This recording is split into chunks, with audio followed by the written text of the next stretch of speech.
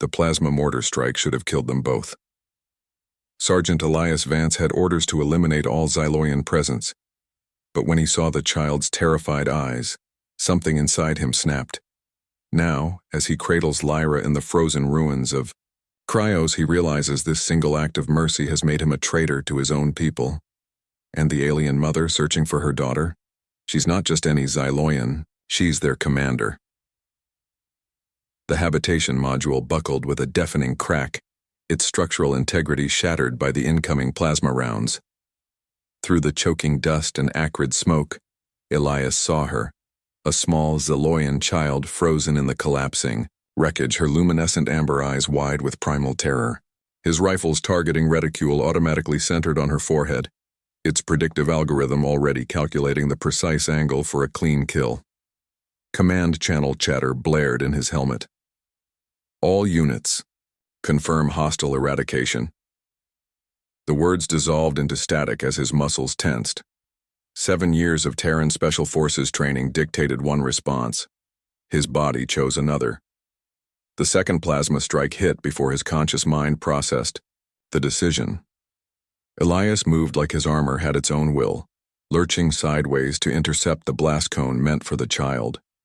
His reinforced shoulder plating took the full impact, the kinetic wave slamming him backward. Molten shrapnel punched through the ablative layers, embedding in his trapezius muscle with a sickening sizzle.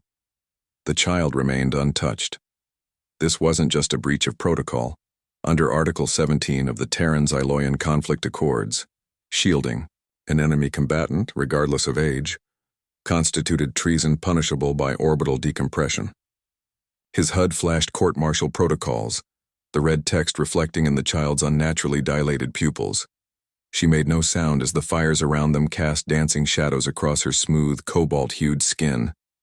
No pleading gestures, no attempt to flee. Just that unblinking stare, as if she'd already accepted her death until he intervened.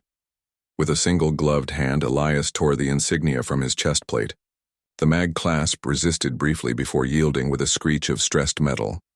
He let the embossed eagle emblem tumble into the molten debris, watching as the alloy deformed in the heat. 3 minutes later, he jury-rigged a transport sled from the ruins. A bent section of bulkhead provided the base, its edges hastily wrapped with shredded thermal blankets to prevent cryoburns. He worked methodically, ignoring the blood pooling in his left boot from the shrapnel wound. The child watched his every movement, her 6-fingered hands clutching the remains of a shattered data tablet. When he reached to lift her onto the sled, she recoiled instinctively, then paused. A tremor ran through her delicate frame before she extended one hand toward his damaged shoulder. Her fingertips stopped millimeters from the wound, hovering where the blood had crystallized instantly in Cryos's punishing cold. The first ice storm of the dark cycle hit as they pushed northward. Elias's helmet sensors registered the temperature plummeting to 98 degrees Celsius, well beyond human survival thresholds. He felt the child's shallow breathing against his neck, her slight weight barely registering through the armor's servo assist. Somewhere behind them, automated gun turrets cycled to active mode, their targeting lasers slicing through the snow like crimson scalpels. His HUD mapped a labyrinth of abandoned mining tunnels ahead, sanctuary for now. Assuming the structural integrity held, assuming their heat signatures didn't trigger residual motion sensors, assuming the child didn't freeze to death before they reached it. She stirred against his chest as they crossed, into the tunnel's maw, her voice barely audible through his damaged external mic. Isthaval? The words triggered his translator's emergency lexicon, Xyloian Dialect 4, juvenile inflection pattern. The display flickered before resolving. Query, safe? Elias adjusted his grip on the makeshift sled's tow line. Behind them, the storm erased their tracks in seconds as if Cryos itself conspired to hide their heresy. The mining tunnel exhaled stale metallic air as they stumbled inside. Cryos's surface had already begun frosting Elias's visor with hexagonal ice patterns at 89 degrees. 3 more minutes exposed would have flash-frozen the child's capillaries. Lyra's breath came in shallow puffs against his chest plate. Her fingers, when they brushed his damaged armor, left smears of cobalt-tinted fluid where the cold cracked her skin. Elias wedged the makeshift sled against a collapsed support beam, creating a windbreak. His suit's thermal regulation system flickered digits. Cred temp 18 degree. The child needed more. He peeled back the armor's chest panel, letting servos whine in protest. Lyra stiffened at the rush of warmth, then curled against the exposed heat sinks like a limpet. Cold, she whispered, her first Terran word. Fractured, but recognizable. Then softer. Thank you. The syllables carried an accent no human throat could replicate. The tunnel stretched deeper into darkness, its ribbed walls glittering with frozen condensation. Scattered mining equipment lay where workers abandoned it mid-shift. A half-filled ore cart, 3 mugs of solidified caffeine, a cluster of desiccated corpses still seated at their monitoring stations. Their faces had preserved in the dry cold, lips peeled back from teeth in silent screams. Lyra avoided looking at them. Instead, she studied Elias's hands as he demonstrated basic signs, fingers pressed together for food, 2 fingers circling an eye for danger. Within hours, she mirrored them perfectly, her 6-jointed fingers flexing with unsettling precision. When Elias winced adjusting his armor, she pointed to the jagged shrapnel protruding near his collarbone. They found the laser cutter beside a frozen engineer. Lyra's hand shook as she helped align the beam. Whether from cold or nerves, Elias couldn't tell. The smell of scorched flesh filled the tunnel as the red-hot filament vaporized each metal splinter. She didn't flinch when his blood spattered her forearm, just wiped it away with a tattered thermal blanket. Night cycles on Cryos lasted 18 standard hours. Lyra waited until Elias's breathing evened out before she began humming. 3 notes, repeating in a loop, F-sharp descending to D, then in a tonal warble no human instrument could produce. The sound resonated through the tunnel's metal framework, carrying farther than her small lungs should allow. Elias pretended to sleep when she rose on the 4th repetition. Through slitted eyes, he watched her kneel beside his discarded translator, unit, its cracked screen flickering. She pressed her forehead against the device and whispered something that made the circuits glow faint blue. The translator spat static before resolving into broken Terran. Mother searching. Dangerous sector. Important life. Elias kept his breathing steady as Lyra tucked the device under his armor without checking if he'd heard. Her fingertips lingered over his pulse point for 3 seconds. Xyloians measured time in base 8, he remembered. A deliberate contact. At dawn, they found the main shaft blocked by an icefall. Lyra traced symbols into the frost while Elias worked the jammed elevator controls. The markings resembled sigils from Xyloian prisoner interrogations, clan identifiers, possibly bloodline, assertions. She erased them hastily when the translator suddenly crackled to life, broadcasting a garbled Terran voice beneath the distortion. Patrol Vector Gamma Niner. Elias crushed the device under his boot before it could finish transmitting. Coordinates. Lyra didn't protest. Instead, she peeled back her left glove's thermal lining, revealing a subcutaneous implant Elias recognized too well. Terran intelligence tracking tags. The cracked translator sparked to life when Lyra pressed her lips against its fractured mic array. Blue light pulsed through the circuitry as she spoke. Not the device's standard amber operational glow, but something deeper, almost organic. The output screen flickered twice before displaying fragmented text. Mother, searching. Mother important, vector unknown. Elias recognized the syntax pattern. Xyloian emergency protocols always prioritized matrilineal connections first. He turned the device over, finding military-grade encryption seals beneath the grime. Not standard issue, not salvage. This was Terran intelligence hardware, probably stolen during the Eridani station raid last cycle. Lyra watched him inspect it, her 6-fingered hands methodically tracing symbols into the tunnel's frost buildup. The markings resembled a trident intersecting a double helix, Kiasha's personal sigil according to wartime briefings. Static burst from the translator. A second message resolved beneath the interference.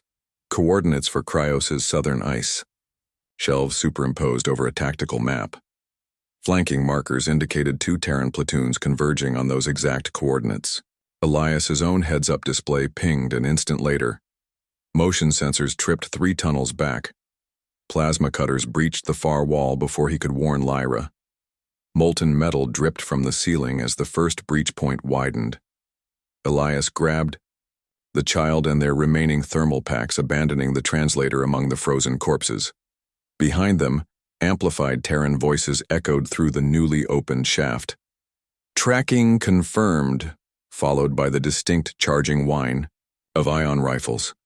Lyra let herself be pulled along for exactly 23 paces before twisting free. She paused just long enough to peel off her left glove, leaving it draped over a prominent pipe junction. The exposed skin of her palm revealed thin scar tissue in geometric patterns. Intentional markings, not wounds. She met Elias's questioning stare without explanation, only quickening her pace toward a side passage. The abandoned glove's thermal signature would bloom on enemy scanners like a flare. Whether a distraction or an invitation, Elias couldn't tell. They navigated through maintenance shafts never meant for human traversal. The walls, so narrow Elias's armor scraped cryocrystals from the surfaces with each step. Lyra moved with unsettling certainty, her bare fingertips occasionally brushing specific conduit junctions. At each contact point, the tunnel's emergency lighting flickered briefly brighter before dimming again. The deeper tunnels bore markers of recent occupation: ration wrappers with Terran intelligence insignia, a discarded hypo spray still half full, with adrenaline cocktails. One chamber contained a makeshift interrogation setup, bloodstains on the bolted chair matching Xyloian cobalt blue. Lyra averted her eyes and walked faster. Elias checked his suit's passive scanners. The Terran search teams weren't following their actual route. Instead, they methodically sealed exit paths in a deliberate containment pattern. Standard procedure for high-value retrievals, which meant they weren't just hunting a deserter anymore. A new alert flashed across his display, biosignature lock detected. The realization hit as Lyra adjusted her grip on his hand, her fingers pressing directly over his radial artery. She'd been tagged somehow, likely before they even met. Every Terran scanner in range would now register her pulse like a homing beacon. The translator's final message took on grim clarity. Those coordinates weren't just a location, they marked the outer limits of an intentionally shrinking search grid. Whoever had deployed the biotag wanted Lyra contained, not necessarily retrieved. Elias pivoted into a vertical access shaft, boosting Lyra onto the first ladder rung before severing the lower section with his remaining ion pulse. The metal glowed, orange where he'd cut, then rapidly crystallized in the cold. By the minutes at best. Lyra didn't react to the destruction, only climbed faster. Halfway up the shaft, she pressed her ear against a seemingly random service panel and froze. Elias heard it too, rhythmic vibration through the metal, dropship engines cycling to hover mode directly above them. The child turned, her usually luminescent eyes now dark with something beyond fear. She formed a single sign with her hands, one Elias hadn't taught her, both palms flat, pushing downward. A universal gesture for staying hidden. Then she pointed to his scarred shoulder, the wound she'd helped treat days earlier, and traced a slow spiral in the air. Above them, mag boots locked onto the tunnel's exterior plating with metallic thuds. Elias counted at least 8 separate contacts before the cutting torches ignited. Lyra's breathing remained eerily steady as the first molten droplets began falling past them into the abyss below. Then came the voice, amplified, female, and unmistakably Xyloian despite speaking flawless Terran. "Elias Vance, you carry what belongs to House Kiasha." The words vibrated through the metal walls, bypassing his damaged comm systems entirely. "That mark on your shoulder is a blood debt sigil. My daughter's life for yours. The accounts are balanced." Lyra went rigid at the word daughter. Her fingers locked around a conduit pipe, joints straining as the overhead cutting intensified. Molten fragments rained down around them, each droplet freezing into shrapnel midair. The translator's final message suddenly made sense. It hadn't been broadcasting coordinates for the T. The tunnel stretched beneath Cryos's ice sheets like an abandoned circulatory system, their ribbed metal walls frosted with decades of condensation. Elias's scanner painted a confusing map. These weren't natural lava tubes or haphazard mining shafts. The passageways formed precise hexagons, intersecting at 60-degree angles with architectural intentionality no Terran colony would waste on infrastructure. Lyra moved through them with unsettling familiarity. She paused at each junction, her six-fingered hand pressed against access panels that hadn't seen power in years. At the fifth intersection, something responded to her touch.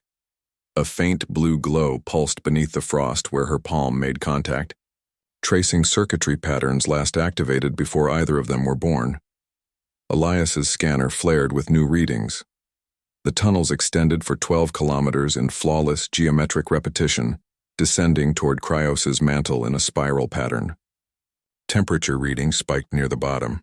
Not geothermal activity, but something maintaining consistent heat against all logic. Their armor's biometric displays pulsed amber, active restraint protocols engaged. Through his damaged comms, Elias caught the commander's transmission to orbital control. High-value package confirmed. All assets, stand down. Repeat, stand no. One touched her. Elias expected restraints, interrogation, at least a weapon leveled at his skull. Instead, the commandos maintained exact 2-meter distances, their posture rigid without being threatening. Only when Lyra took a tentative step toward Elias did the commander react, a subtle blocking maneuver with her armored forearm. Lyra's nostrils flared.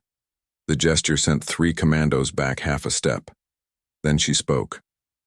Not in the broken Terran. Phrases she'd learned from Elias, but in fluent High Zaloyan, a dialect reserved for matriarchs and military elite. The commander's translator spat out fragments. Blood right recognized. Sacred protection. Travel under sigil. Elias had seen Terran soldiers face down Xyloian dreadnoughts without blinking. Now their disciplined formation showed cracks.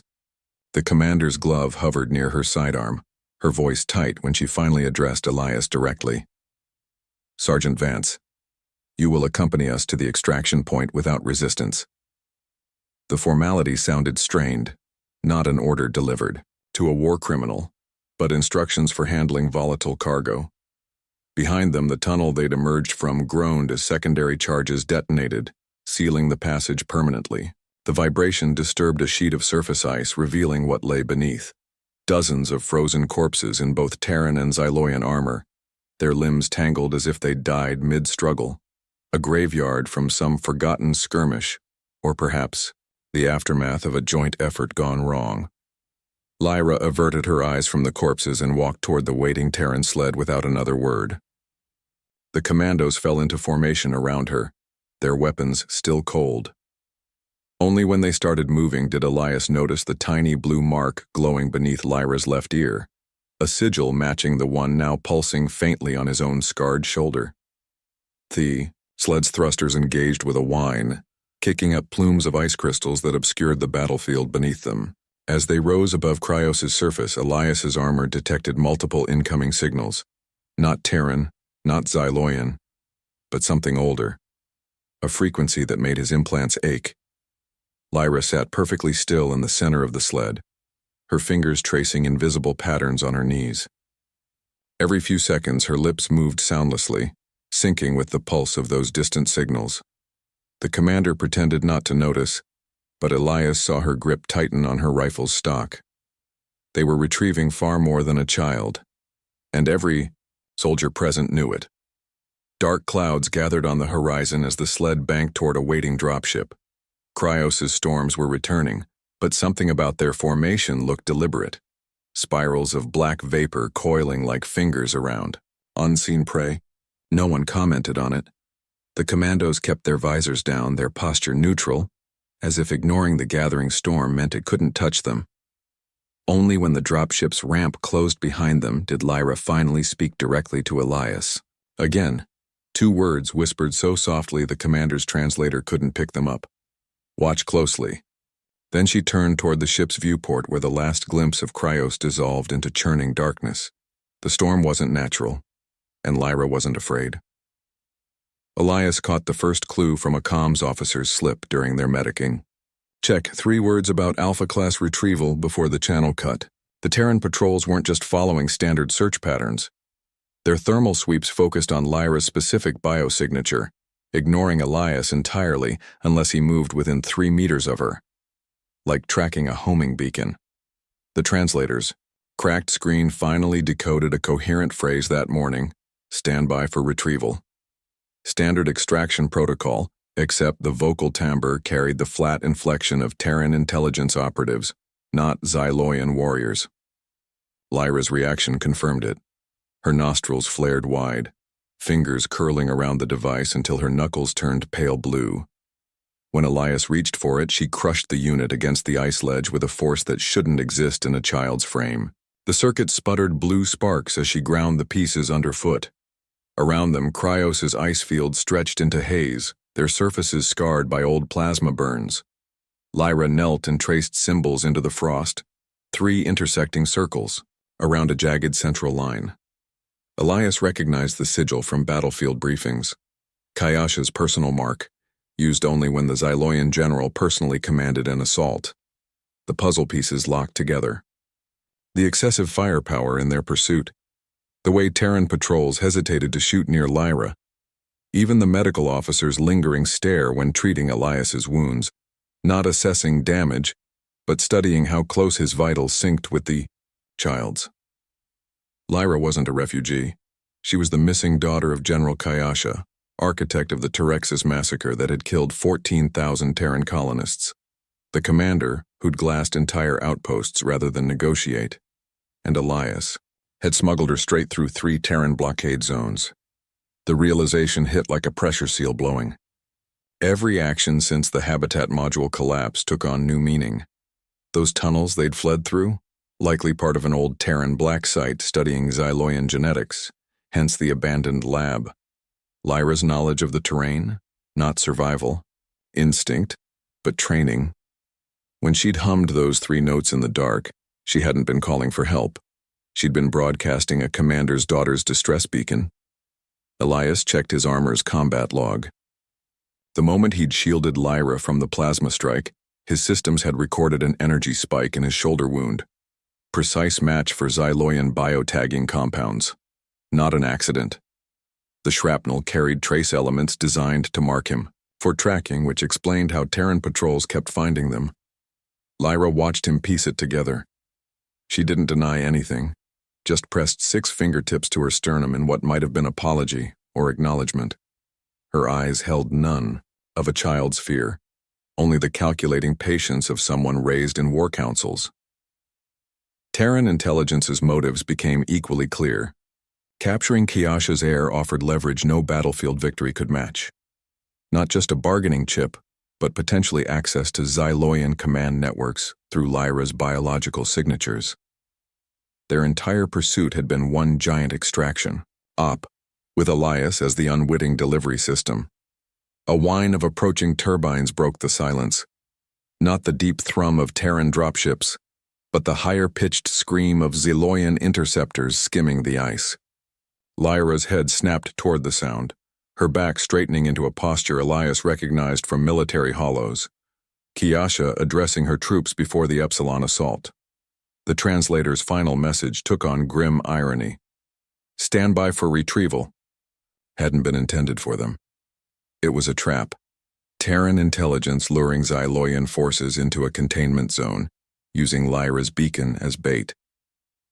The patrols herding them toward the surface made sudden tactical sense. Ice cracked beneath Elias's boots as he shifted stance. Every survival instinct screamed to grab Lyra and run. But the child, no, the commander's daughter, stood motionless, her gaze locked on the horizon where black specks resolved into approaching aircraft. Her first clear Terran sentence emerged as a statement, not a plea. They will shoot you if I stay. Wind howled across the ice plains, carrying the scent of ionized metal from distant battles. Elias's armor registered targeting locks from both approaching forces, Terran patrols to the east, Xyloian interceptors from the north. Neutralizing. Him was the one objective both sides would agree on. Lyra reached into her thermal vest and removed a flat disk no larger than a credit chip. The surface shimmered with the same blue hue as the tunnel's hidden circuitry. She pressed it into Elias's palm, her fingers lingering just long enough for him to feel the unnatural warmth radiating from her skin. Then she stepped away, not toward the Xyloian ships, but perpendicular to both approaching forces. A deliberate move into open terrain where she'd be visible from all angles. Elias's tactical display lit up with conflicting orders. Terran commandos received stand-down codes while Xyloian vessels scrambled fighters. The ice vibrated beneath his feet as hidden artillery platforms emerged from camouflage, neither sides. But something older, their emplacements crusted with decades of frost. Lyra raised both hands above her head, fingers splayed in a gesture that froze all movement. The Terran patrols halted mid-advance. Xyloian interceptors hovered without firing. Even the wind seemed to still as every scanning beam focused on that small figure standing alone on the ice. Elias's scar burned suddenly, the spiral pattern glowing faintly through his armor's damaged layers. The disc in his palm grew warm, then hot, its edges fusing with his glove's material. Above them, the storm clouds parted in perfect synchronicity. Not natural weather, but something controlling it. The revelation crashed over Elias. They'd never been the hunters in this chase. Lyra turned slightly, just enough to meet his stare one last time. Her lips formed silent words his translator couldn't catch, but Elias didn't need technology to understand. A service hatch yielded to Lyra's insistent pressure. Beyond it lay a laboratory frozen in time. Overhead lights flickered to life in sequence as they entered, revealing 17 stasis tanks arranged in a semicircle. Each contained a humanoid, form suspended in viscous blue fluid, some Terran, some Xyloian, others with hybrid features that twisted the stomach. None wore markings of military rank or scientific affiliation. Lyra averted her gaze from the tanks. She focused instead on a cracked terminal, its screen miraculously still active. Elias recognized Terran intelligence encryption protocols, but the files were labeled in a hybrid of both species' scripts. Neural Convergence Trial 89A, Synaptic Bridging After Effects, Subject Mortality Rates, Phases 1 to 7. One file stood, out in bold, Interspecies Neural Bridging Operation Homecoming. The screen flickered as Lyra approached, displaying a freeze frame of a young Xyloian female with eerily familiar amber eyes, Kayasha, decades younger, strapped to a medical table with both Terran and Xyloian scientists observing. Elias's hands moved before conscious thought. His ion pulse shredded the terminal's core in 3 controlled bursts. The screen died with a whimper, but not before projecting one last fragmented line. Subject K017 demonstrates unprecedented psi receptivity to... Lyra didn't protest the destruction. She picked her way through broken glass and frozen cables, to stand beside him, her small frame trembling not from cold but suppressed recognition. The tank nearest them held a withered Xyloian corpse with surgical scars radiating from its temples. Night in the tunnels brought a deeper cold. Elias repurposed an old lab coat as insulation, layering it beneath Lyra's thermal blanket. She surprised him by curling against his damaged chest plate, her forehead pressed to the spiral scar she'd helped heal days earlier. Her breathing synced with his within minutes, a Xyloian sleep practice meant to conserve heat in Arctic conditions. Around them, the abandoned lab creaked with the settling noises of any old structure. But twice, Elias caught faint hums of active machinery from deeper sectors, power thrumming through conduits that shouldn't still function. The truth crystallized. These tunnels weren't abandoned. They'd been deliberately sealed, with only Lyra seeming to know how to reactivate their hidden pathways. Morning revealed fresh details, scorch marks near the main door that matched Terran plasma rifles, but also Xyloian pulse weapons. A battle had happened here, one where both sides shot inward rather than at each other. Bloodstains on the floor showed where bodies had been dragged toward the central drain. As they prepared to leave, Lyra stopped at a small auxiliary terminal Elias had missed. With quick strokes, she input a string of symbols that made the machine spit out a single data chip. Not stealth, not hesitation. She pocketed it with the confidence of someone retrieving what was always hers. The next tunnel sloped downward. At a sharper angle, its walls striated with layers of ice that reflected their helmet lamps in prismatic fractures. Elias counted 97 identical service hatches passing overhead before Lyra abruptly changed direction, leading them through an unmarked vent shaft barely wide enough for his armored shoulders. The vent deposited them onto a graded platform, overlooking Cryos's molten core, or what should have been molten core. Instead, a massive spherical installation floated in the cavern's center, its surface crawling with both Terran and Zaloyan tech fused together in grotesque symbiosis. Power conduits snaked down from the ceiling, each pulsing with rhythmic energy surges that illuminated brief glimpses of the sphere's surface, etched with thousands of interlocking spirals matching the scar on Elias's shoulder. Lyra made a sound. He'd never heard from her before. Not fear, not recognition, but something akin to homesickness. Her hands shaped rapid signs he didn't understand, directed at empty air. Then, with terrifying certainty, she stepped onto a maintenance catwalk that hadn't been used in decades. Its rusted bolts screamed protest, but held. Every instinct told Elias to retreat. But as Lyra turned back with her palm extended, not pleading, just patiently waiting, he understood the unspoken question. She wasn't just leading him to safety. She was showing him the truth neither of their species wanted exposed. The sphere's surface thrummed when they drew closer, reacting to their combined presence. Sections irised open without visible mechanisms, revealing an interior chamber where the walls displayed live feeds from across Cryos's surface, Terran fortifications, Xyloian outposts, even the tunnel junction where they'd left Lyra's glove as a decoy. At the room's center stood a single pedestal with two indentations, one shaped for a human hand, the other for a Xyloian. Lyra placed her palm against the latter without hesitation, then looked at Elias with an expression that transcended language. His armor's proximity alarm blared. 3 Terran scouts had breached the upper tunnels. The sphere's display zoomed to show them fanning out with tactical precision. Lyra didn't react to the threat, just kept her hand on the pedestal while watching Elias calculate their dwindling options. A new alert overrode the others. Xyloian dropships entering atmosphere from the northern quadrant. Kayasha's forces wouldn't reach them before the Terran scouts did. The sphere pulsed faster now, its light synchronizing with Lyra's breathing. Waiting. Elias studied the human-shaped indentation on the pedestal, his mind racing through possibilities. The lab, the experiments, Lyra's uncanny knowledge of this place, none of it pointed toward coincidence. Only the hard truth that this war had layers neither side acknowledged. Somewhere above them, plasma cutters began slicing through bulkheads.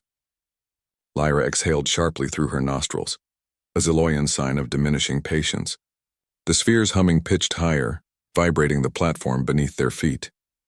Then came the sound neither expected, the grinding shift of massive gears activating after decades of dormancy. The entire chamber rotated 90 degrees, revealing a secondary passage that hadn't appeared on any of Elias's scans. A way down, or perhaps deeper into whatever game had been set in motion long before they arrived.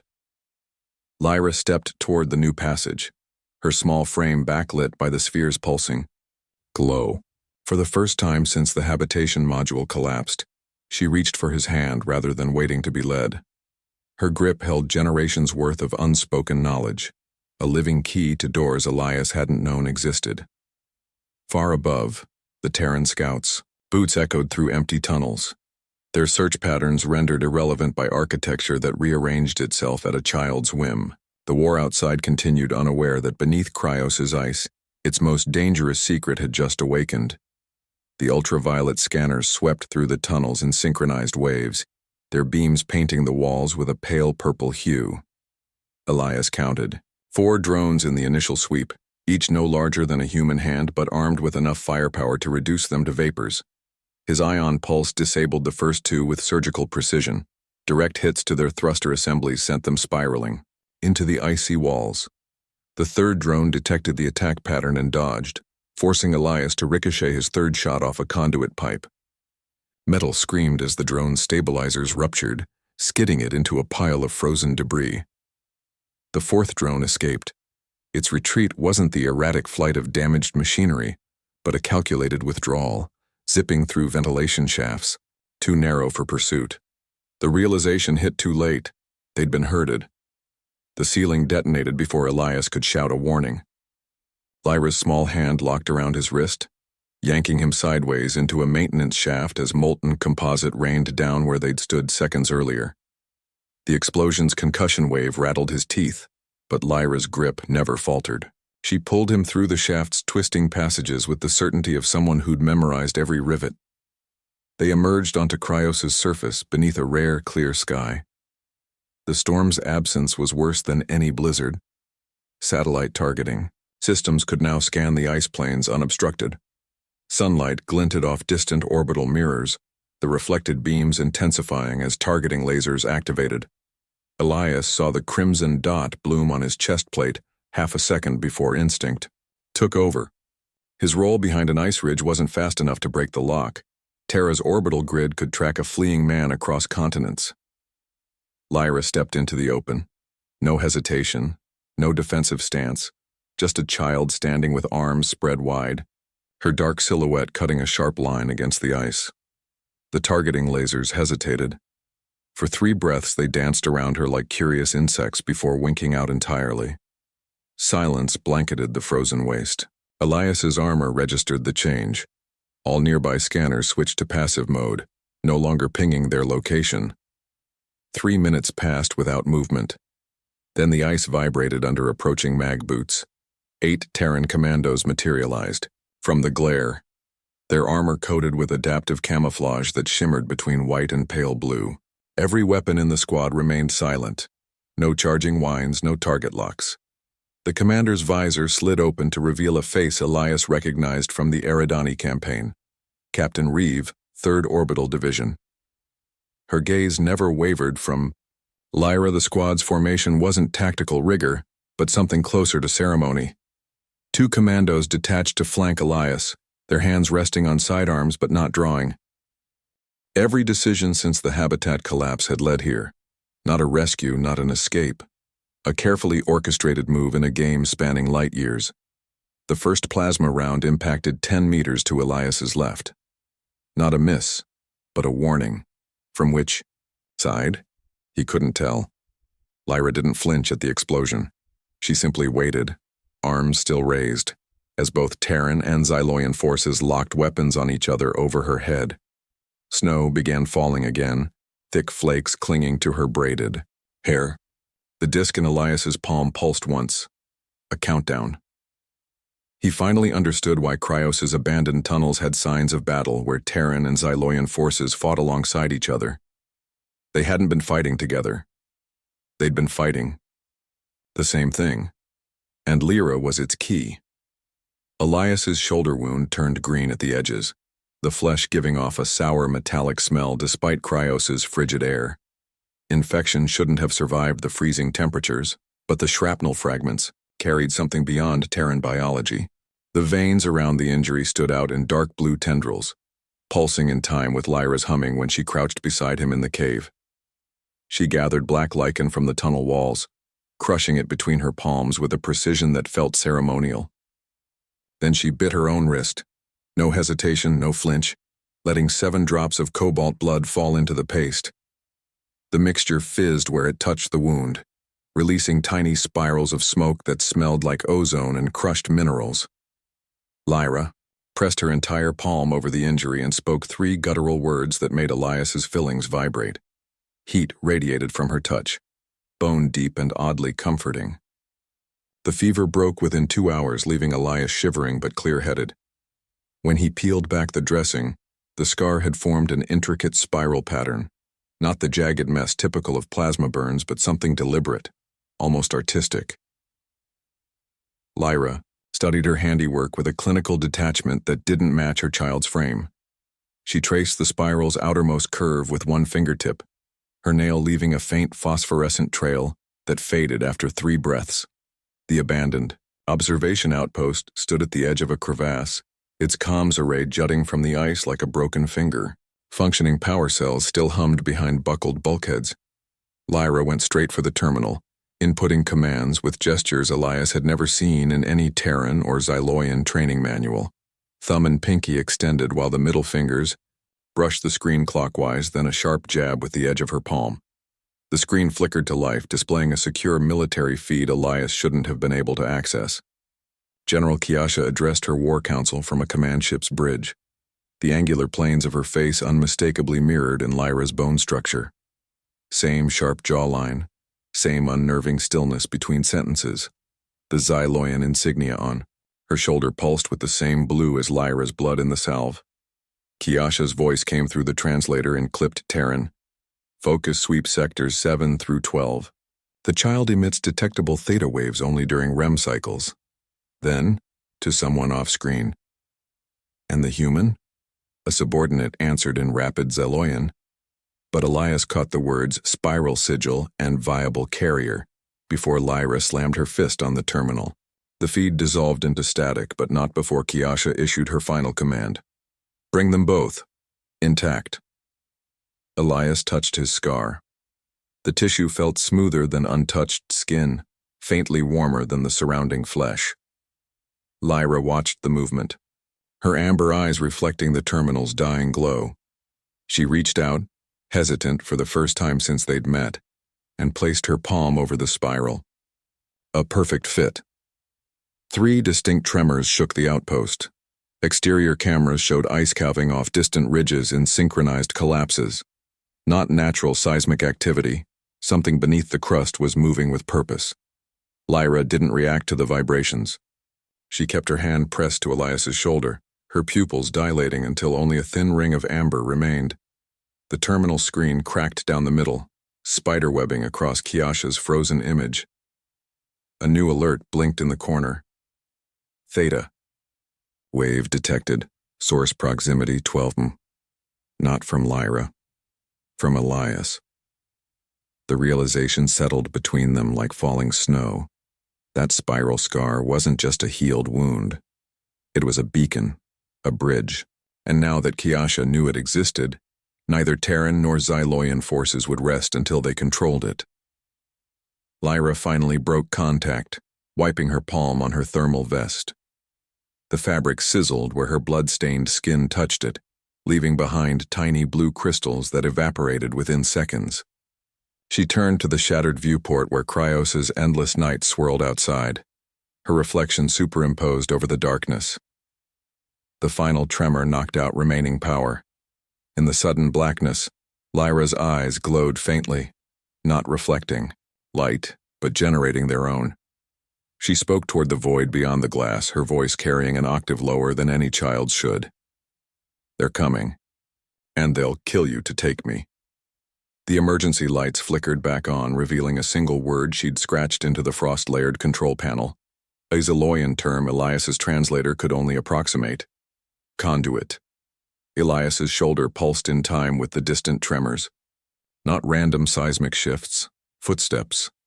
Something massive walking beneath Cryos's ice sheets, awakened by forces neither of their species fully understood. The outpost's dying systems picked up inbound signals on all frequencies, Terran, Xyloian, and something else. Something that broadcast in the exact 3-note sequence Lyra had hummed in the tunnels. Lyra pressed her forehead to the cracked viewport, her breath frosting the glass. When she pulled back, the fog remained in perfect spiral, patterns identical to Elias's scar, 3 overlapping rings pulsing slightly before fading. Kiasha's last order took on new dimensions. Bring them both wasn't about hostages. It was about pieces on a board. The general had recognized what Elias was becoming, what his scar truly meant. Lyra turned from the window, her glowing eyes locking onto Elias's. She extended her hand, not in supplication but invitation. The choice was clear: stay and let both armies rip him apart for the secrets in his flesh, or step into the storm with the one person who might understand what that spiral portended. Outside, the ice plains shimmered with unnatural auroras. The horizon line warped in ways that defied Cryos's topography. The approaching footsteps beneath them grew louder, synchronized now with the pulsing in Elias's shoulder. Lyra's fingers hovered in the air between them, waiting. Around them, the outpost's walls groaned as something vast and ancient stirred beneath the frozen crust. The scar burned hotter. Somewhere in the static between frequencies, a voice that wasn't Terran or Xyloian whispered a single word through every speaker in the ruins. A name. The Xyloian dropships came down like obsidian, spears, their angular hulls tearing through Cryos's upper atmosphere with a sound like screaming metal. Elias counted 12 before the ice glare forced him to look away, each one large enough to level a Terran outpost, yet moving with eerie silence once below the cloud cover. He braced against the observation deck's shattered viewport, his scar pulsing in time with their descent. He'd seen enough wartime briefings to know what happened when Xyloian commandos took prisoners. A quick death would be mercy. Lyra stepped past him onto the exposed platform. No hesitation. No protective stance. She walked directly into the open, arms spread wide, her slight frame bare to the descending fleet. The wind whipped her braids, sideways revealing the glowing mark beneath her left ear, a perfect match for Elias's shoulder scar. The lead dropship's ramp dropped before landing. Xyloian warriors in full combat rigging descended in perfect formation, their matte black armor absorbing the weak sunlight. Elias's hand drifted toward his sidearm, counting rounds, 6 left. Not enough to slow them, but enough to... The warriors kneeled, not to Lyra, to him.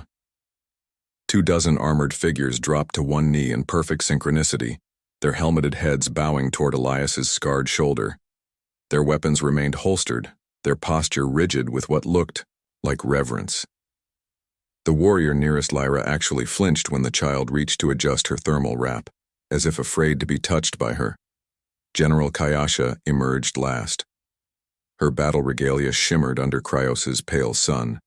Not armor in the Terran sense, but something living that shifted between liquid and solid states. The helm retracted as she approached, revealing sharpened canines and eyes the same gold amber as Lyra's, though infinitely colder. She ignored her daughter completely, her gaze locked on Elias's scar.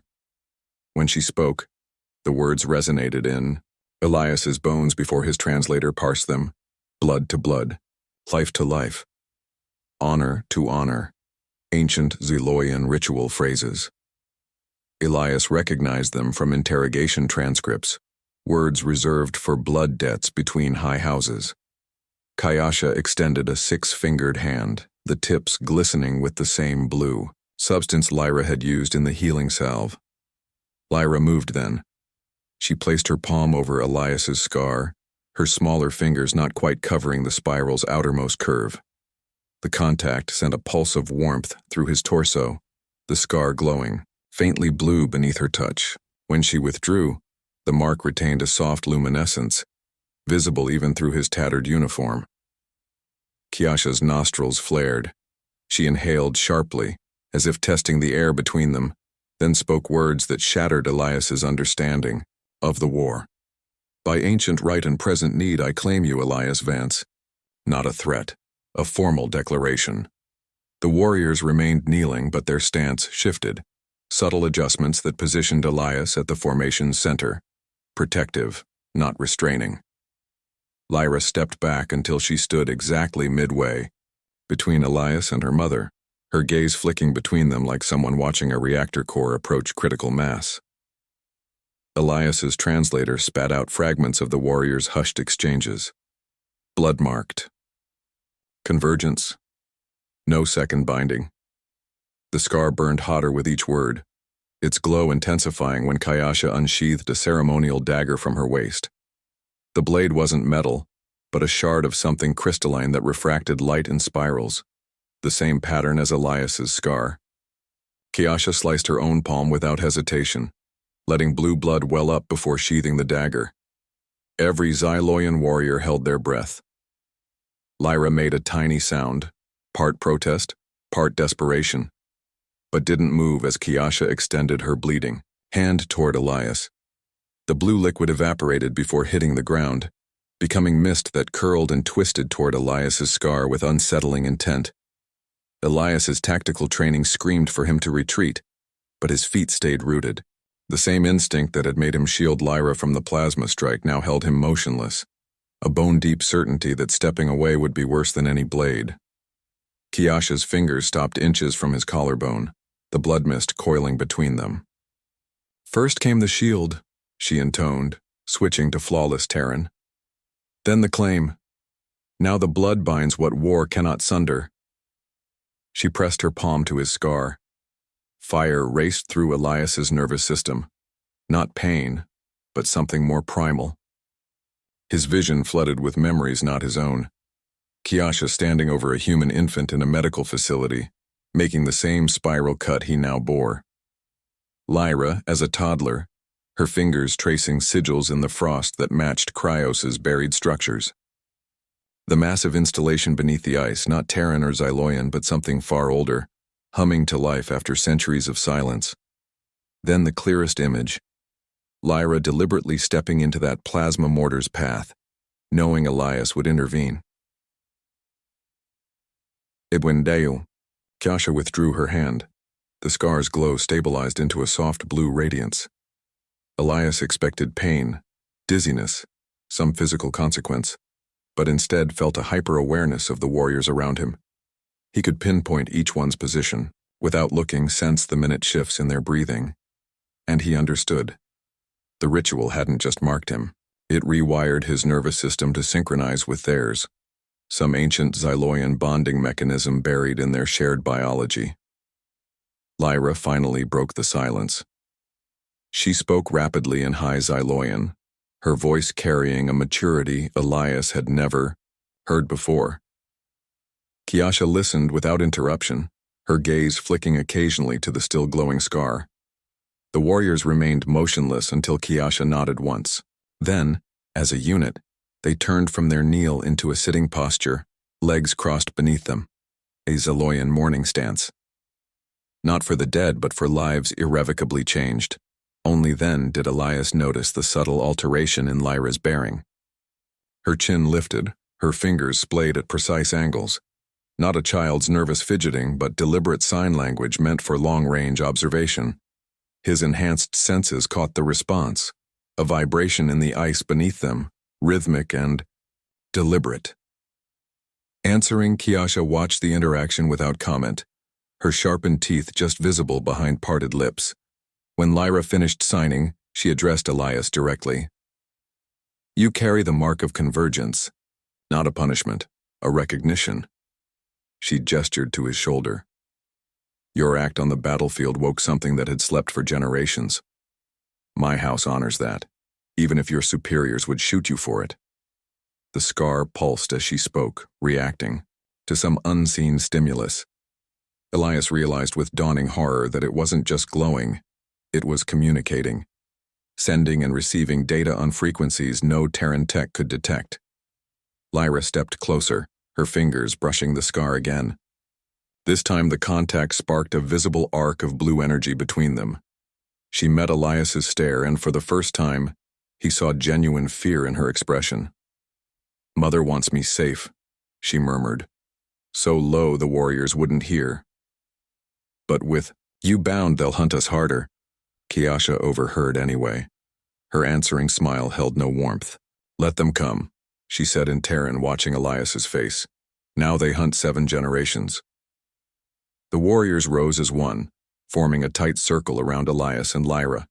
Their armor's texture shifted, flowing into interlocking plates that created a seamless barrier, but not to keep them in, to keep others out. As the formation moved toward the waiting dropship, Elias caught movement at the edge of his enhanced vision. Terran scouts emerging from the ice tunnels, their rifles raised but not firing, stunned into inaction by the sight of their rogue sergeant walking freely among Xyloian high command.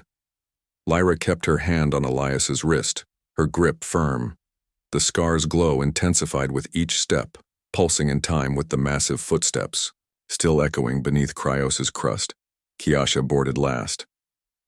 Before the ramp sealed, she turned to the distant Terran forces and raised her bleeding palm, not a taunt, but a salute. The blood had stopped flowing, the wound already healed into a perfect spiral. The dropship's ramp sealed with a final hiss, cutting off Cryos's bitter winds. Inside, Elias studied the spiral scar glowing faintly through his torn uniform, no longer just a wound, but a living covenant. Beside him, Lyra traced the same pattern on the bulkhead, her fingertips leaving fleeting blue trails. 3 star systems away, Terran Command scrambled interceptors, while Xyloian war councils erupted in debate. Neither side could yet comprehend what had truly happened on that ice-dusted ruin. The child and the soldier became something else entirely. Not prisoners, not defectors, but the first tremor in a seismic shift. Kayasha's ship jumped to light speed. The real war was just beginning.